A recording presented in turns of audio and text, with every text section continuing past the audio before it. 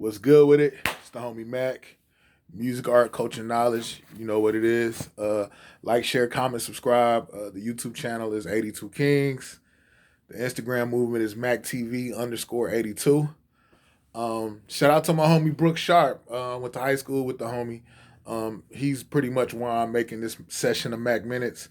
Real quick, this is my case for Outkast being the best hip hop duo slash hip hop group of all time. I think Outkast essentially like they painted a gritty picture of living in inner city Atlanta, which is pretty much comparable to different inner cities across the country. They painted a gritty side, so they had the grittiness, but they had that consciousness to them as well. They made you think, and I even think creatively they pushed the envelope. From ATLians to Stankonia to Speaker Box and Love Below. Outkast has always took chances artistically, and I think they've won. They've won. They went diamond. I think Outkast essentially was like the cool kid in high school who was like in AP classes, but he or she was cool with everybody. Cool with the street kids, cool with the goth kids, the kind of, I guess, alternative lifestyle people. They were just cool with everybody. But there was a genuineness to it, and they weren't essentially perpetrating a facade and not being who they are. And I say that because I feel like Outkast could move in so many different circles.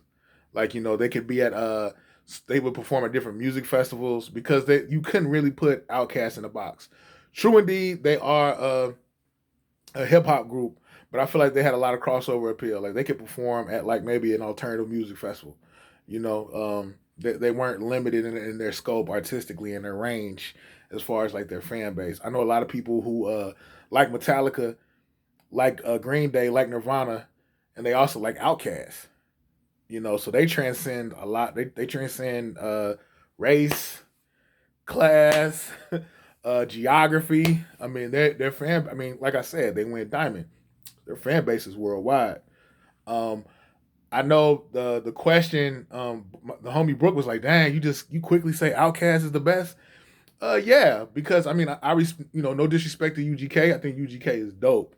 I think 8 Ball and MJG are dope. I guess you could Mob Deep, whatever duos or groups that you can name. I think they're dope. But I think again, the thing that separates Outkast from them is what separates Outkast from the rest of the pack. Again, is just their artistic reach. Outkast, you cannot put them in a box. You know what I'm saying? I think we all know Andre. We all know Three Stacks is a fool with the pen. I think Big Boy is a criminally underrated.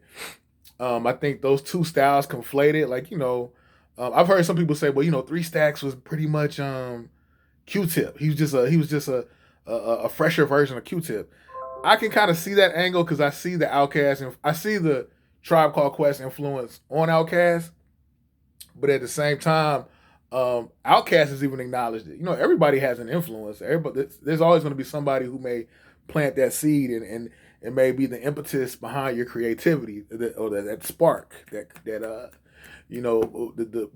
generator to push you forward, to make you want to create, to inspire you. So I don't think that by default makes Tribe Called Quest better, or somehow it takes away from Outkast and the things that they were able to do, are doing artistically. I would argue Three Stacks lyrically is in the top five. I think pretty much what Common tried to do on Electric Circus, and this is not a diss to Common because I love Common, but I think what Common tried to do with Electric Circus, Three Stacks was able to successfully do, beautifully do, impeccably do with the Love Below. Now I got to be honest with you, when Love Below came out, I was a shorty. I didn't really get it. I respected it. My whole thing was I wish he rapped more on it, but I respected.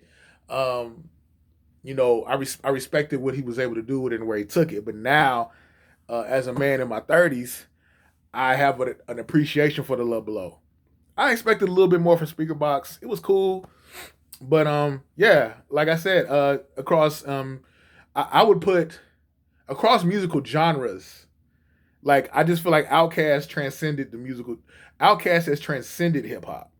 You know, I could put them in comparisons with other groups from other genres of music. I just feel like Outkast, they resonate. Their reach is so far, but they were true to themselves. I don't ever feel like Outkast was a gimmick or like this pseudo intellectual, pseudo deep, ostentatious display of art. Like I think it was organically, genuinely them.